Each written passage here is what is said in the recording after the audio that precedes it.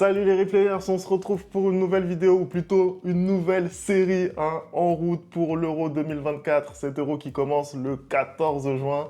Et là, on va rentrer tout doucement dans la compétition.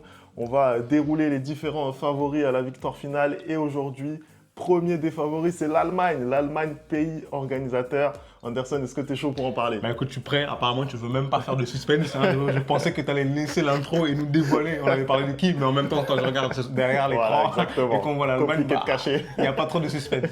Bah écoute, je suis bouillant, Fémi. Hein. Je suis prêt. Après, en route pour la CAN, en route pour l'Euro. Hein. On a hâte de vivre cette compétition incroyable pendant ce mois de juin, juillet. Hein. Ça va être fantastique. Tu peux lancer ta vidéo. On va bien manger. Allez, c'est parti, on y va.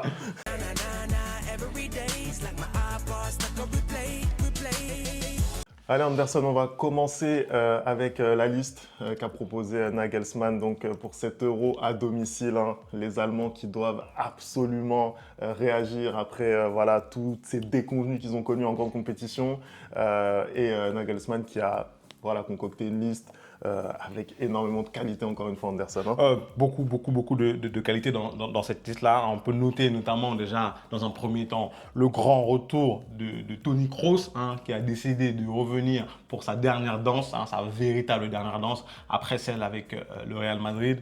Là, en sélection, il a décidé de revenir pour peut-être mener cette équipe d'Allemagne vers le titre sacré. Hein. On rappelle que l'Allemagne, c'est quand même 4 Coupes du Monde, 3 championnats d'Europe, mais que depuis quelques temps, ça ronronne. On dirait que les moteurs allemands ne sont plus en place. Mais il y a énormément de qualités dans cette liste-là. Déjà, on retrouve les incontournables. Joshua Kimmich, hein, qui est là. J'ai parlé de Toni Kroos. On a aussi Kai Havertz qui a très bien fini la saison du côté de l'Angleterre qui se retrouve dans cette liste-là.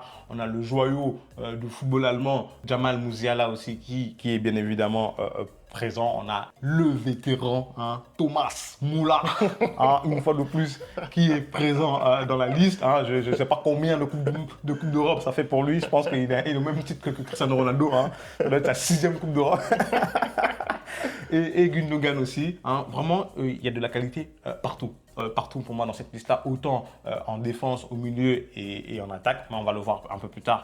Il y a quand même quelques difficultés. D'ailleurs, quand tu vois que pour le poste encore de gardien titulaire, c'est toujours Manuel Neuer. On peut se poser des questions. Est-ce que Ter Stegen ne mérite pas? Est-ce que Ter Stegen ne mérite pas? Mais vraiment énormément de qualité dans cette liste-là. Mais Fémi, j'ai envie de dire, est-ce que les absents de la liste ne font pas plus de bruit que les présents? C'est une très bonne question, Anderson, parce que on sait très bien le parcours qu'a fait notamment Dortmund en Ligue des Champions cette saison, puisqu'ils sont arrivés jusqu'en finale. Et qu'est-ce qu'on constate? Au final, les représentants de cette équipe de Dortmund ne sont pas énormément légion dans cette liste. Pas de Mats Hummels quand tu vois le parcours qu'il a fait. Et encore une fois en finale aussi, il a été très bon. C'est incroyable qu'il ne soit pas dans cette liste avec cette expérience. Pas de Niklas Süle, là c'est un petit peu plus logique. On sait tous les déboires qu'il a eu avec Dortmund, notamment sur sa shape. Pas de Julian Brandt également, qui n'est pas dans cette liste. Lui aussi, homme incontournable de cette équipe de Dortmund. On peut parler de Karim Adeyemi. Voilà. Est-ce que j'ai besoin d'argumenter sur Karim Adeyemi? Moi, je pense que parmi tous les absents, avec Mats Hummels, c'est lui le plus surprenant parce que je parlais du joyau du football allemand avec Musiala, mais pour moi, Adeyemi, c'est la même chose en fait. Donc, c'est vraiment moi, c'est lui qui m'a le plus surpris dans cette liste-là des absents. Et après, on pourrait continuer comme ça. Pas de Serge Gnabry, par exemple, pas de Goretzka. Donc, on voit effectivement que Nagelsmann, il a tranché dans le vif. On sait que voilà, c'est un entraîneur qui ne laisse pas indifférent. Il est là uniquement depuis septembre et je pense qu'il a été amené dans cette Mannschaft pour faire des choix forts. Voilà, il avait peu de temps pour préparer cette Allemagne pour l'Euro et c'est ce qu'il a fait. Il a amené sa patte dans cette équipe. Moi, personnellement, je ne suis pas le plus grand fan de Nagelsmann et de son jeu. Et de son jeu. À un moment donné, il a été on a parlé de lui en tout cas pour être l'entraîneur du Paris Saint-Germain et c'est vrai que moi j'étais pas spécialement fan. C'est quelqu'un qui ne laisse pas indifférent par son jeu et là en l'occurrence c'est ce qu'il a essayé de mettre en place avec une compo qu'on a vu notamment lors du dernier match de préparation. Anderson, est-ce que tu peux nous en parler un petit peu? Bah écoute, comme tu dis, tu n'es pas fan de son jeu et je pense que moi je vais te rejoindre là-dessus aussi. Il a ce 4-2-3-1 qu'il a mis en place, notamment contre la Grèce qui leur a mené au succès, 2 buts à 1, je rappelle. Mais avec en charnière centrale Jonathan Tah du Bayern Leverkusen qui a été très très bon cette saison, donc c'est normal, et Rudiger aussi qui a été excellent avec le Real Madrid cette saison. En arrière gauche, on a Mittelstadt et en arrière droit, on a Kimmich. Le milieu de terrain composé de Gundogan, Kroos et Andrich, encore une fois de plus, vraiment le Bayern Leverkusen qui est fortement représenté dans cette formation-là, et à juste titre. En attaque, on a Florian Wirtz, à droite, Jamel Musiala, mais les deux ils sont souvent interchangés. Et devant, on a un peu Havertz qui joue ce rôle de numéro 9 là. Moi, cette formation, j'ai des doutes. Pourquoi j'ai des doutes? Parce que quand je regarde le match contre la Grèce, on voit notamment que l'Allemagne a pressé très très très haut, mais ça laissait énormément d'espace en fait. Ça laissait énormément d'espace dans le dos et la Grèce malheureusement n'a pas su profiter parce que je pense qu'il manquait de qualité offensive dans cette équipe-là. Mais je pense que si tu joues comme ça pendant l'Euro, tu passes ton premier tour et que tu tombes, la malchance de tomber contre un gros, mais je pense que tu te prends un 3-0 très rapidement. On va revivre à l'inverse ce qu'ils avaient fait au Brésil. On va le revivre pour eux à domicile parce que je ne peux pas comprendre que dans ce milieu-là, en fait, je trouve que Andrich et Kroos se marchaient un peu sur les pieds. Ils étaient souvent dans les mêmes zones. Je trouve que le fait d'avoir un numéro 9 comme Kai Havertz, bah ça te dessert parce que je pense qu'ils ont pas de...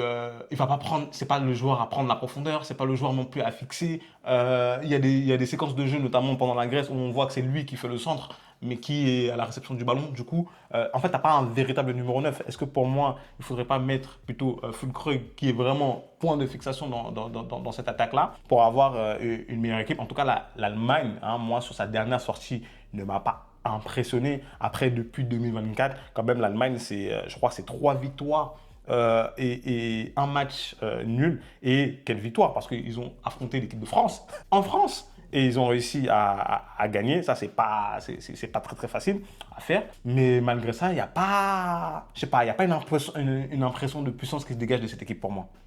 Écoute, tu as parlé voilà, de ce match contre la France. Je pense que ça a beaucoup contribué au fait que on voit l'Allemagne comme un favori. On rappelle également qu'ils avaient battu la France lors de la prise de fonction de Nagelsmann, ou du moins juste avant, quand il y avait Rudi Völler sur le banc. Donc ils les ont battus 2 fois en l'espace de 6 mois. Mais pour revenir sur le match contre la Grèce, outre ce dont tu as parlé, il y a bien entendu le cas de Manuel Neuer, parce qu'il est clairement responsable sur l'ouverture du score grec. Et on peut se poser la question de savoir si aujourd'hui Marc-André Ter Stegen ne méritait pas plus d'être désigné comme numéro 1 par Nagelsmann. Nagelsmann, encore une fois, lui, il a tranché dans le vif. Il a considéré qu'à partir du moment où Manuel Neuer était disponible, ce serait lui le gardien numéro 1 de cette Nationalmannschaft.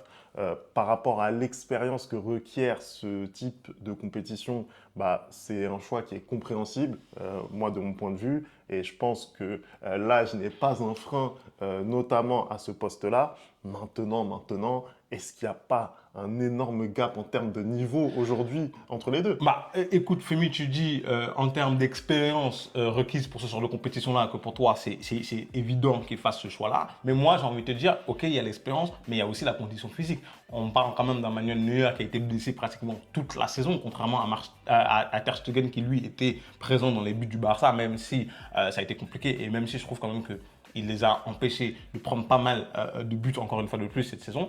En fait, c'est l'état de forme. L'état de forme, on voit clairement, on est sur un Manuel Neuer qui est sur 2 erreurs, grosses erreurs en finale de la Ligue des Champions avec le Bayern, qui permet, en demi-finale, pardon, qui permet au Real d'égaliser et ensuite de gagner ce match-là. Et maintenant, le match amical contre la Grèce, où, je suis désolé, ça, c'est pas du grand Neuer.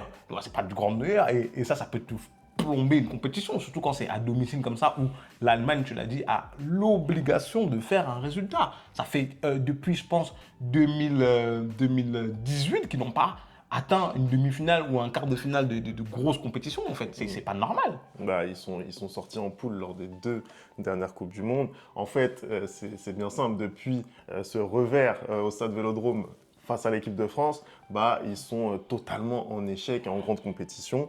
Ça, c'était en 2016. Et donc, depuis lors, ils ont complètement perdu les pédales. Et c'est pour ça qu'ils sont clairement dans l'obligation de faire un résultat.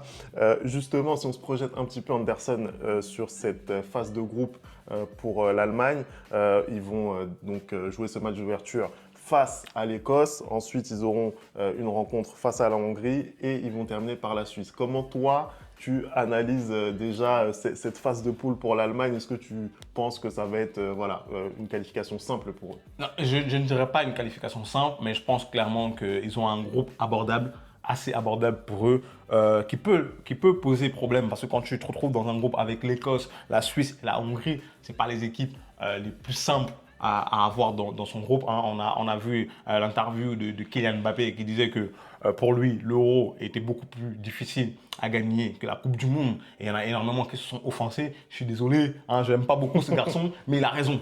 Il a raison. C'est beaucoup plus compliqué parce que regardons le groupe. Regardons le groupe. Tu peux penser comme ça de prime abord que l'Allemagne est supérieure, mais non. Quand tu regardes les derniers résultats de l'Allemagne et quand tu regardes surtout les derniers résultats, que ce soit de la Suisse ou de la Hongrie, c'est des équipes qui ne vont pas venir donner des points, qui ne vont pas venir distribuer des points. Mais malgré tout, je pense que l'Allemagne va réussir à sortir de ce groupe.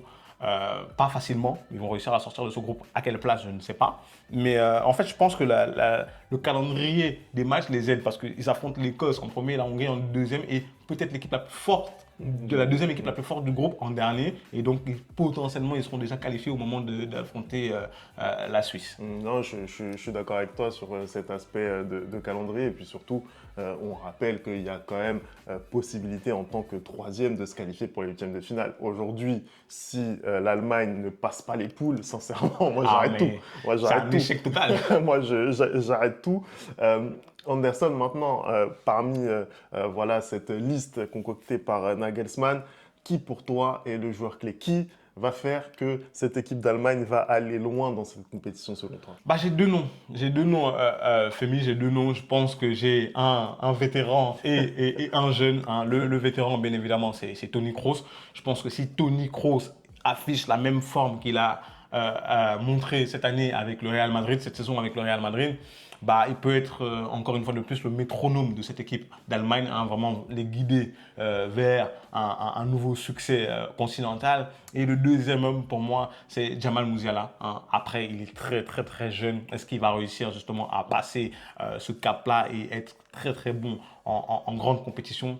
Bah, je pense que ces deux hommes-là ont la clé du succès allemand dans cet Euro.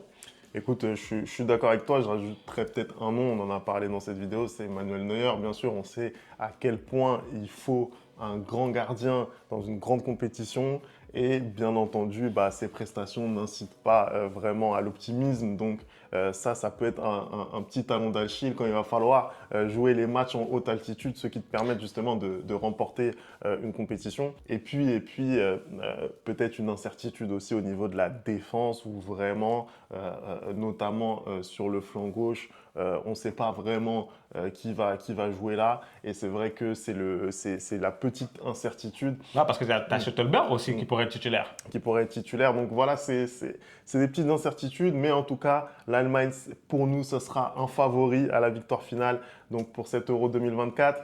Merci d'avoir regardé cette vidéo. On n'oublie pas les bonnes habitudes, @le replay foot. Hein. Vous me dites ce que vous pensez dans les commentaires de cette équipe allemande. Et nous, on va se retrouver très très vite, hein, dès demain, pour le prochain favori Anderson. Essayez de deviner qui c'est. Essayez de deviner qui c'est. Hein? Panama Portugal.